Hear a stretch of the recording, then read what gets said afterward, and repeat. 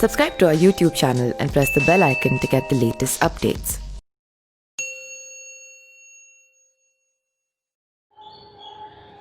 नमस्कार, मैं पिंटू सिंह यादव आप सभी का स्वागत करते हैं न्यूज़ लाइव में। चलिए आज हम बात करेंगे जिस तरीके से कोरोना वायरस को लेकर देश में जो राजनीति है कहीं न कहीं उसमें हलचल पैदा होता हुआ नज़र आ रहा है। जिस तरीके से मध्य प्रदेश में उपचुनाव होने वाले हैं तो वहीं आने वाले समय में बिहार में भी विधानसभा चुनाव होने वाले हैं। लेकिन ये तो राजनीति है, राजनीति में सियासत कहीं ना कहीं छोटे छोटे बातों को लेकर बड़े बड़े बातों को लेकर बनती रहती है और सियासत में उलटफेर होता रहता है। लेकिन आज मैं जो खबर बताने जा रहा हूँ उसके बारे में आज मैं आपको पूरी जानकारी दूंगा और बताऊंगा कि जिस तरीके से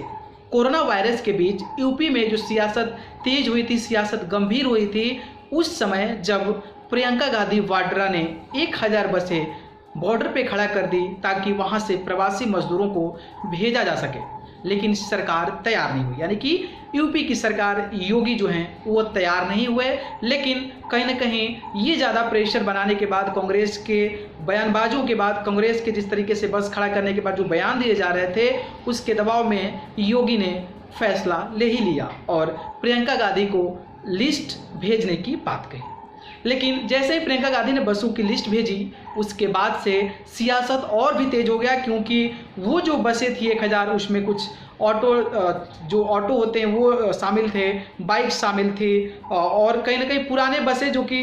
रोड पे नहीं चल रही हैं वैसे जो लिस्ट हैं वो कहीं ना कहीं पेश किया गया, जिसके बाद से यूपी सरकार ने इस पर निशाना साधा और प्रियंका गांधी को घेरने की कोशिश की, जिसके बाद से भी काफ़ी लोगों को बवाल झेलने को मिला था। लेकिन एक नाम इस पूरे खबर में चर्चा में आया, क्योंकि आप सभी को पता है कि कांग्रेस की एक विधायिका हैं जिनका नाम है अदिति सिंह। अदिति सिंह जो कि एक यूपी की फेमस चेहरा हैं और रायबरेली से कांग्रेस की विधायिका है।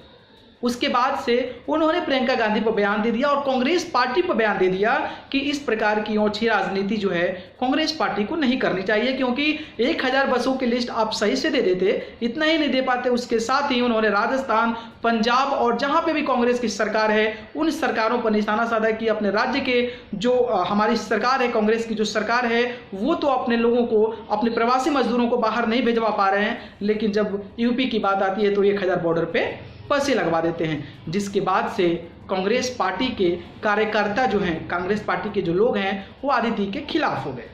अब खिलाफ हो गए भाई, क्योंकि इससे पहले भी कांग्रेस पार्टी की जो विधायिका यानी कि अदिति सिंह है, एक बार क्या हुआ था कि प्रियंका गांधी ने धरना प्रदर्शन किया था, वहां पे नहीं पहुंची और उन्होंने विधानसभा का कूच कर दिया, जिसके बाद से उनको Z+ सिक्योरिटी भी मिली थी। इस प्रकार की चीज़ें आती है और योगी सरकार ने खुश होकर इनको जो है अच्छी श्रेणी की जो सिक्योरिटी है वो प्रोवाइड कर दी।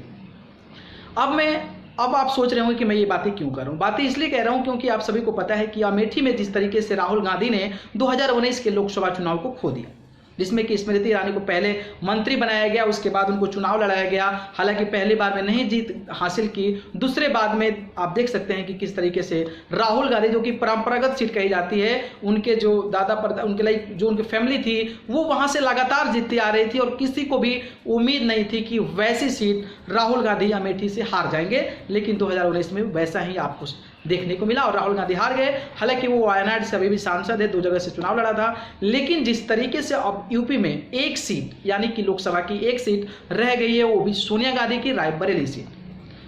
और इस सीट को लेकर अब कयास लगाए जा रहे हैं कि अगले आने वाले समय में सोनिया गांधी की जो सीट है, जो रायबरेली सीट है, कहीं ना कहीं वहां से सोनिया गांधी को खत्म कर दिया जाए और वहां पर भी बीजेपी का परचम लहराए, जिसको लेकर बीजेपी पूरी तैयारी करनी अभी से शुरू कर दी है और वैसे नेता को वहां पे खड़ा करना चाह रही है जो कि सोनिया गांधी, जो कि परंपरागत सीट रही है, राजीव गांधी से लेकर उनके जो गांधी फैमिली है वो सीट रही है और उन्होंने बहुत अच्छे मतों से वहां पे जीत हासिल करते हुए आए हैं। लेकिन अब जो निशाना है सिर्फ एक सीट कांग्रेस की रायबरेली है और उस सीट पर भी अब बीजेपी चाहती है कि कहीं ना कहीं कांग्रेस को पूरा का पूरा यूपी से सफाया कर दिया जाए। जिसके बाद से अदिति, आप जानती हैं कि अदिति जो है रायबरेली विधानसभा से विधायक हैं और अदिति उसी लोकसभा क्षेत्र से आती हैं जहां से सोनिया गांधी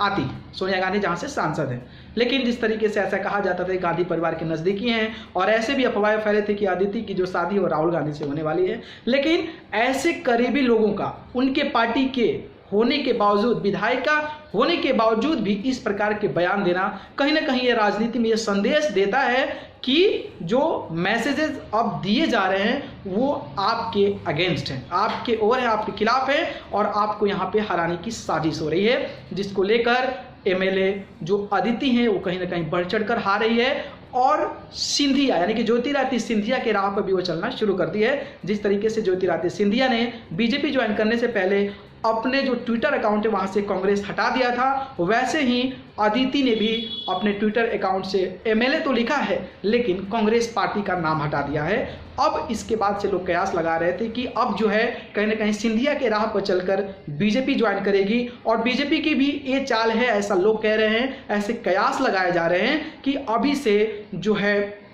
उनको अप्रोच किया जाए, उनको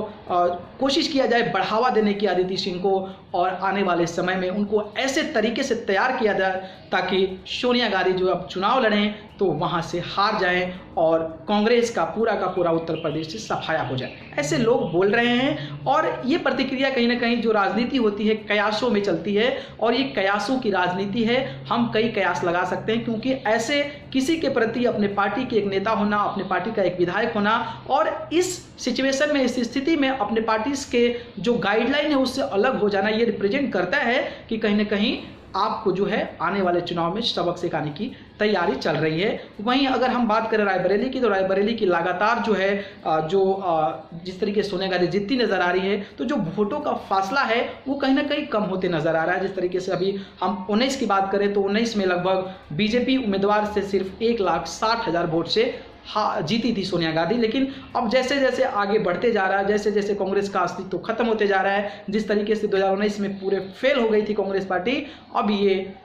लोग कोशिश कर रहे हैं, लोग कयास लगा रहे हैं कि आने वाले समय में क्या पता रायबरेली की सीट भी कांग्रेस के हाथ से निकल जाए। लेकिन जिस तरीके से बीजेपी रणनीति बना रही है, जिस तरीके से बीजेपी अपने पार्टी में कांग्रेस के बड़े दिग्गजों को बुला रही है, कहीं ना कहीं ये दर्शाता है कि आने वाले समय में क्या पता कि बीजेपी भी रायबरेली जीत जाए। तो ये खबरें देनी थी आपको। अगर ये वीडियो पसंद आया तो इस वीडियो को लाइक, कमेंट, शेयर करें। आपकी क्या प्रतिक्रिया इस खबर पे आप हमारे नीचे दिए कमेंट बॉक्स में जरूर कमेंट करें। अगर आप फेसबुक पे देख रहे हैं तो फेसबुक को लाइक करें, अगर यूट्यूब को देख रहे हैं तो चैनल को सब्सक्राइब कर बेल आइकन का बटन जरूर दबाएं। धन्यवाद, नमस्कार।